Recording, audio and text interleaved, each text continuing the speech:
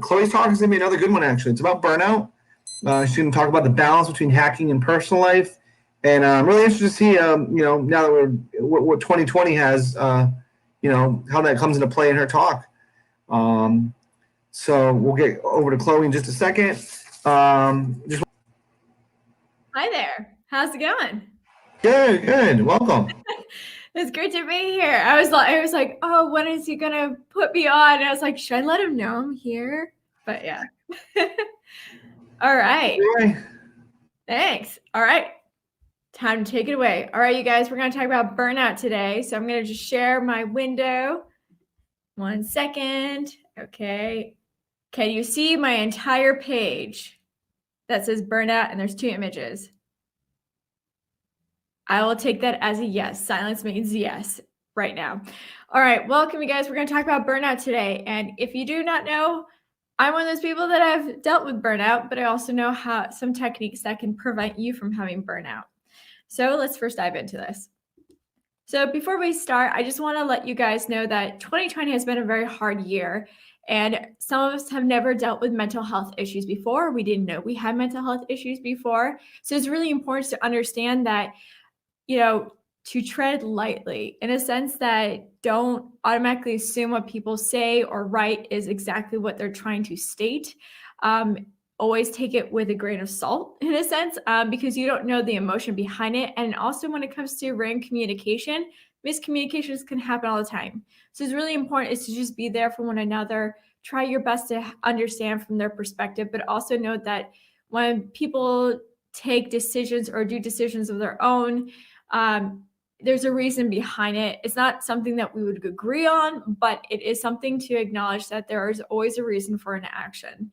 And so it's important to note that you don't know what it's like to be in their shoes. So please be kind to one another. In other words, we should definitely be kind to one another on Twitter. All right. For those that do not know who I am, my name is Chloé Messdaghi. I am an InfoSec advocate, but I'm also an activist who's trying to change the way things are at this time by taking actions that help our community. Also VP of strategy over at Point3 Security. And I'm also co-founder of Hacking is Not a Crime, which is an organization that is a grassrooted movement to change the public perception of the hacker community, but by working with media organizations, but also with legislators. Our whole goal is to change the current legislation that's very much out of date. I'm also the president and co-founder of WoSEC and the founder of WeAreHackerz, formerly known as WomenHackerz.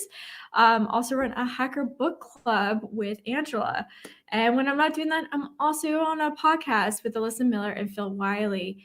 And that is my URL. If there's anything you want to know about me, it is most likely on there. And also that is my Twitter and Instagram. Feel free to follow and also feel free to DM. And anytime, my DMs are always open for you guys.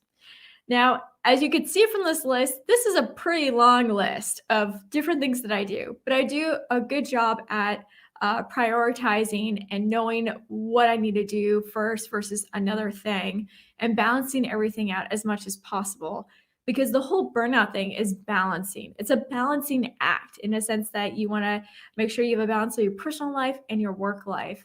And so I'm going to try to teach you guys the skills that I've learned to try to prevent burnout, but also what to do if you're dealing with burnout at this moment. But I want to go through some scenarios with you because sometimes people don't know they're burned out until they start realizing this. And so I want to talk through these quick examples with you so you have a good idea and understanding of what burnout is like. So I want you to imagine you're driving in your car and you need to merge into your left lane. Now, when you're merged into the left lane, you suddenly think, what happens if I don't look at my mirrors? If I don't look at my mirrors and I get in an accident, then I don't need to do that project, or I don't need to go to that place. I don't need to have that assignment. I don't have to have that task on me anymore. Or sometimes it comes like this, where it used to take you a few minutes to respond to a quick email. Now it takes 10 minutes. Now 20, 30 minutes, hours, maybe a day or so. And then your zero inbox suddenly looks like there's so many that it's so overwhelming every time you check it because your anxiety is high that you're so far behind. And sometimes it shows up when our friends and family tries to contact us and we dismiss it. We don't dismiss it because we're busy. It's because it's just too much. Like it feels like it would be another task on top of another task that we're already swimming in. And you don't mean to ignore people or to not respond to their messages. The reality is that you are struggling yourself, and it's hard to be there for another person when you're not 100% who you are at the moment. And sometimes burnout can come in different ways where we suddenly can be very sad to suddenly very angry, where little things can just throw off our emotions. But most emotions that come from burnout is the feeling of being trapped. Like you can't see an exit here, you can't see how to reduce it, and you just feel very trapped, like as if you're drowning in a sea and you don't know what to do. And it can also come off as feeling empty, that you feel robotic and less human as well. Also, when you're dealing with burnout, you might find ways to push out due dates. Once again, it's not because it could be because you're busy, but the other thing is that you're so overwhelmed that you can't even get your head straight. And all you're thinking about, this is due, that's due, and everything else is due. And it's just so much clutter in your head that it's hard to be on time. And so procrastination is definitely one of those things, of course, but this is different because the reality is with procrastination, very last minute, you can push yourself to get it through and deliver on time. But this is not procrastination. This is burnout, where you'll find ways how to push out a date, or you will miss your deadline because you just don't have the ability. Because once again, you feel overwhelmed. Some other signs of burnout can be drinking a little bit more caffeine than usual. You used to drink 1 cup of coffee, now you drink 3 cup of coffees. This is the same with tea as well. And also, if you're reaching for energy drinks, you're drinking more than you usually do. Sometimes when we're really stressed out, usually we go as to, salty, sweet foods. Might be smoking some cigarettes or using some recreational drugs, or you might just be needing a glass of wine or another glass of whiskey. But the reality is that when you start noticing that you are consuming all these things a little bit more than usual, this could be a sign of stress. But the thing you need to note is that burnout happens because it's prolonged stress that hasn't been basically conquered in a sense. And so you might be reaching more for alcohol, more for cigarettes, more the junk food because it's the same thing as stress. But the thing is that you might be developing a pattern because you're not able to focus and figure out how to get through burnout. But overall, burnout can always feel like you just feel so tired. No matter how many hours of sleep you get, it'd be like 8, 9 hours a night, but you still wake up so exhausted, like you're so tired no matter how much you sleep. So what is burnout in a sense? Imagine it being on a 10% battery. You haven't charged it for a long time and you're barely functioning. And that's the thing you need to understand. When people are burned out, it's not them 100%. It's just a very small part of them. That means being there for others, it's very hard and challenging because you don't have the energy to do that because you can't even take care of yourself. And that's why it's important to understand about burnout is this feeling of being trapped, low battery, and you don't know what to do. And that's the hardest part of burnout. Now, I just want to say I am not a therapist, but I've been through burnout a few times in my life, and I definitely have learned. But I've also worked with some experts in this field to try to learn how to get even better because I do so many projects all the time, but I want to make sure that by 6 o'clock, I'm not working anymore majority of my days. And so that's why I went out to research, talk to real professionals in this field, and these are the strategies that came about. But I want to first let you know that sometimes it could come off as you are burned out if your vitals are low. For example, if you're low in iron, vitamin D, or vitamin Bs, you might have low energy, fatigue, emotions might be all over the place a little bit. You can have higher anxiety, even depression and whatnot. And it's important to understand to get your blood checked just to make sure that that is what's, it's not a blood vital thing, it's an emotional situation. I've had this happen to me last year where I felt very low in energy and I wanted to just make sure that it wasn't something emotionally. So I did get checked out. Turned out my iron level was a little bit low. And so I started taking iron and then I felt much better within a couple of weeks. So it's important to understand is to see a doctor, get your blood checked so you can know that that's the situation that's going on. So what is burnout? The textbook definition is burnout is a state of emotional, physical, mental exhaustion caused by excessive prolonged stress. It occurs when we feel overwhelmed, emotionally drained, and unable to meet constant demands. So the difference between stress and burnout is that stress is like, if I have a glass of wine or take a bubble bath, I'm going to feel a little bit better. When you're burnout, you could drink all the wine, take all the bubble baths, but it doesn't do anything. That's the difference. It's stress is something that you can process things, you can still be productive, versus burnout is that you wake up and you literally just can't do it. Like you are pushing every single inch of your body to do something. There's a huge difference. One puts you in a situation where, a little bit of stress is normal. But burnout is when that stress has become more than that. And the thing to note is that why you need to take care of burnout immediately if you have the symptoms is because it can lead to having depression and anxiety. So it's really important for you to take care of yourself. And right now, because of COVID-19 and 2020, our elections and everything, it's been so emotional, right? Our emotions are all over the place. And at the very beginning of COVID-19, some of us were scared to go outside. Some of us still are too, to be honest. The thing is, like, not only do we have to worry about our health, but our loved ones, people that we can't control to wear masks sometimes, it hurts a lot. Constantly worried about other people.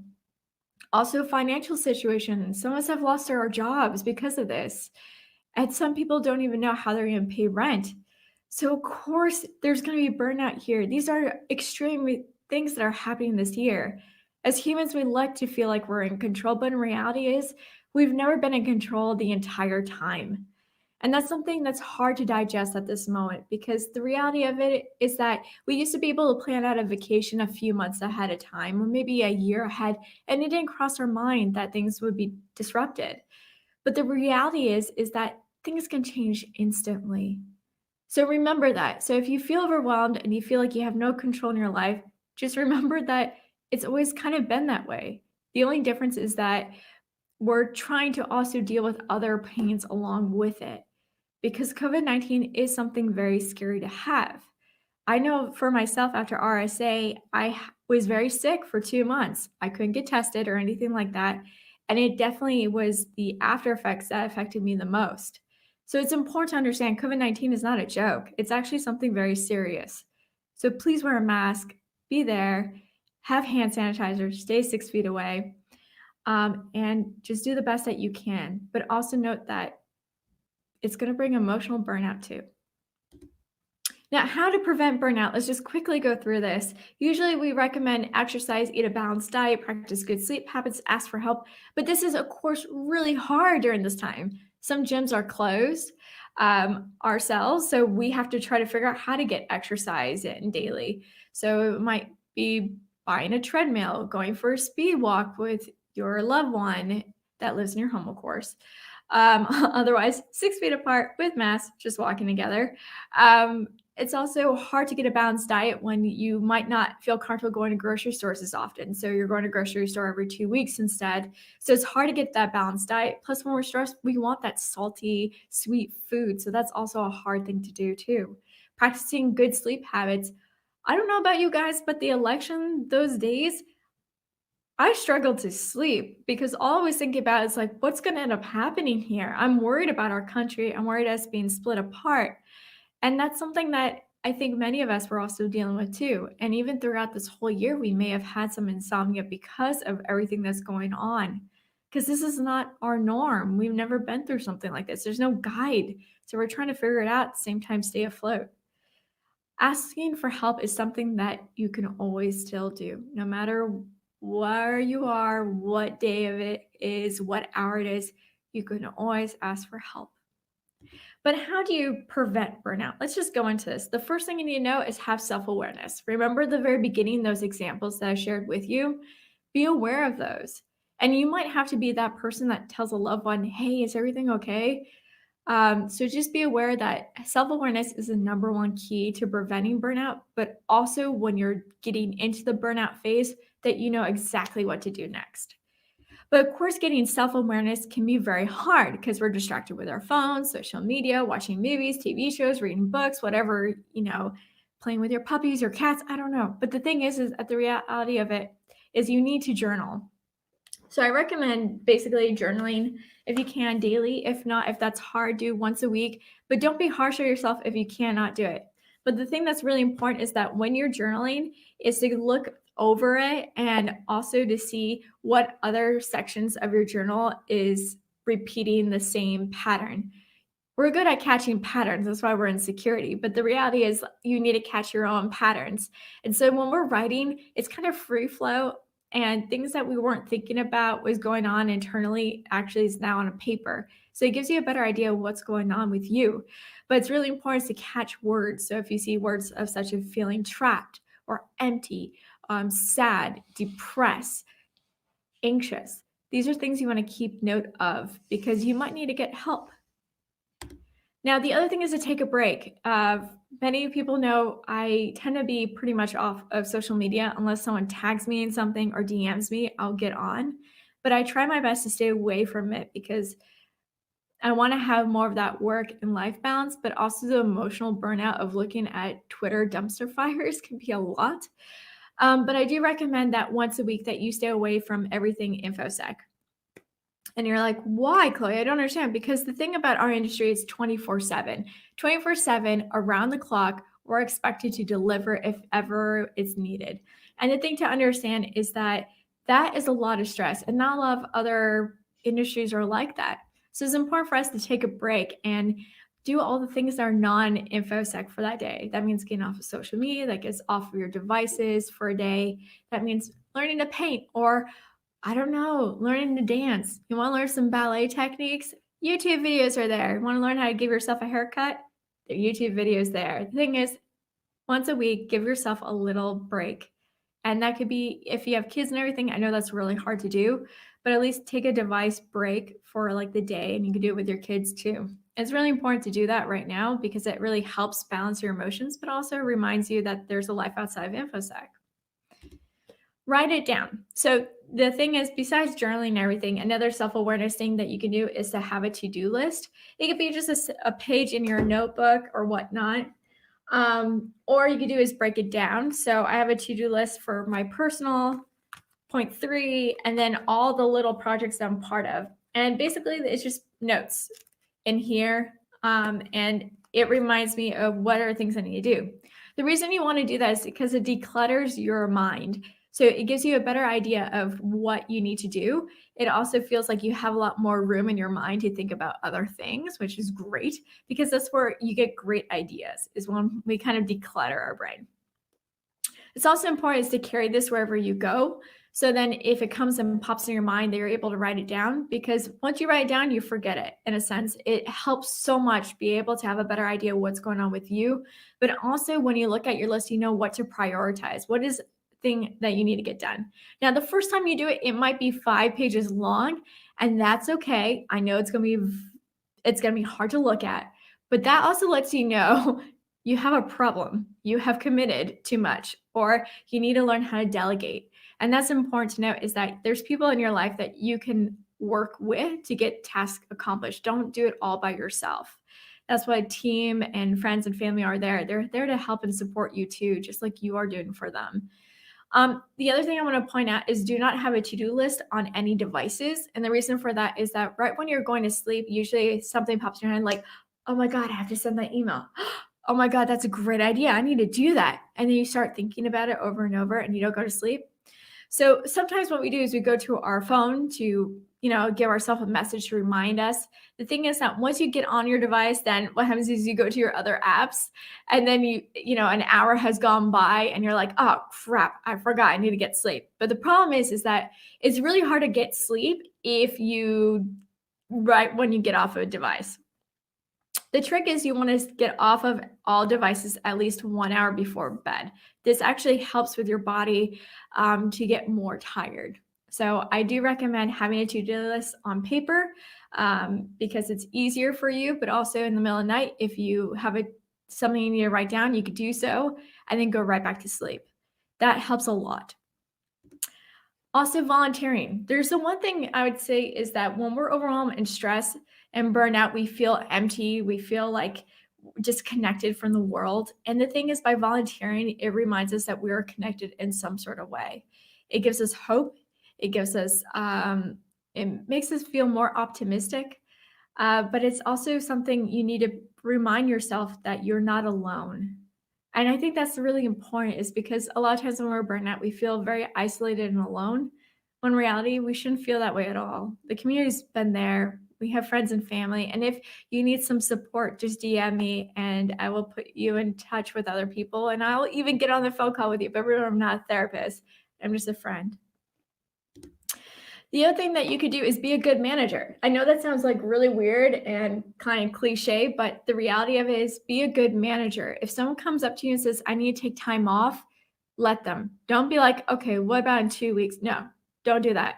The reality is, by being a good manager at this time means understanding that maybe they will not tell you why they need to take time off. So it's important not to ask questions. Instead, ask, how many days do you need? And then try to find out who can fill certain roles while that person's away. But also set up one-on-ones with your team members, because it could be only 15 minutes long. It's fine.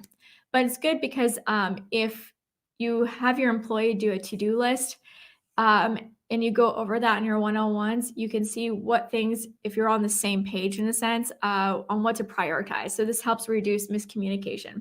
So I really do recommend having those one-on-ones, even if it's only 15 minutes. It definitely helps, but also be transparent too. If you're going through a hard time, they're going through a hard time, talk about it. It's okay. That's the thing that we need to understand, is that people don't open up unless you open up first. And as a manager, it's kind of your job to open up a bit too, because the job of a manager is to see their employees thrive.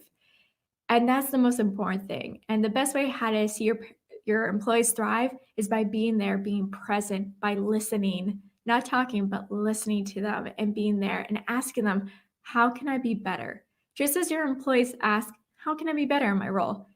Also ask them, how can I be better? How can I support you? And don't just like fake it, actually mean it.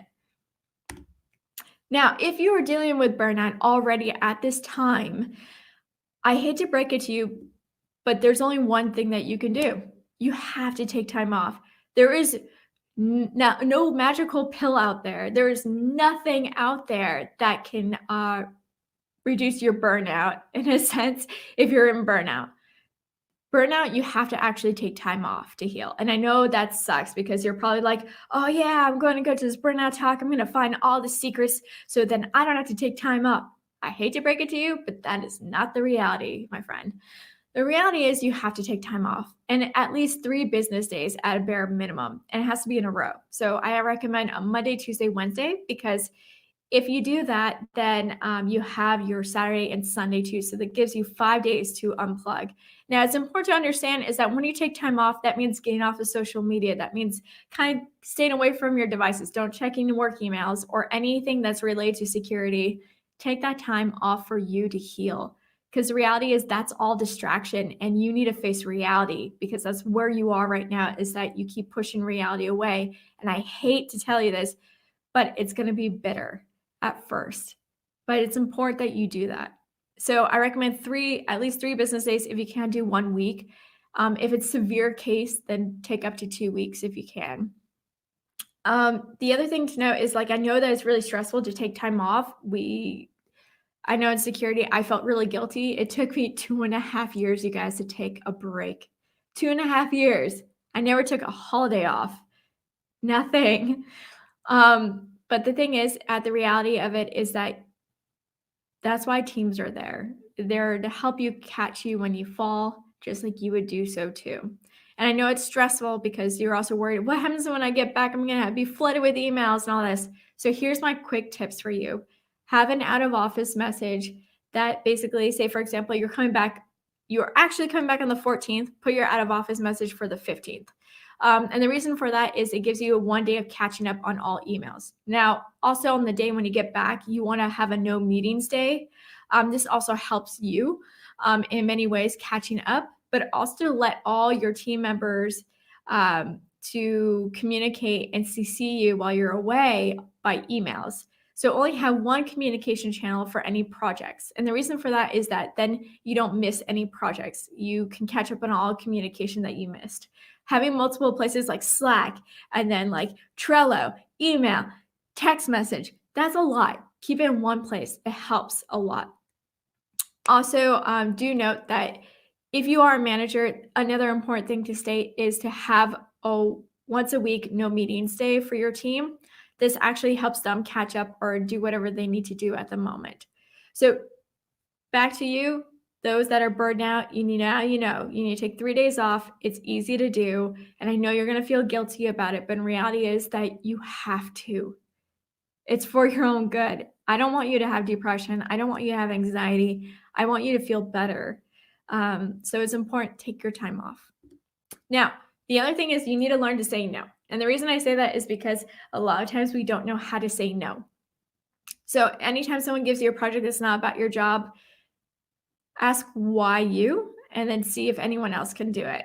I know sometimes we have to pick up other hats, especially if we're overachievers or we're someone who's underrepresented. Chances are we're going to have multiple jobs on top of us. But the reality is that you also need to learn to say no and put your foot down. And if you work for an employer that doesn't care about that and you're worried of how they're going to respond, it might not be a good place for you to work.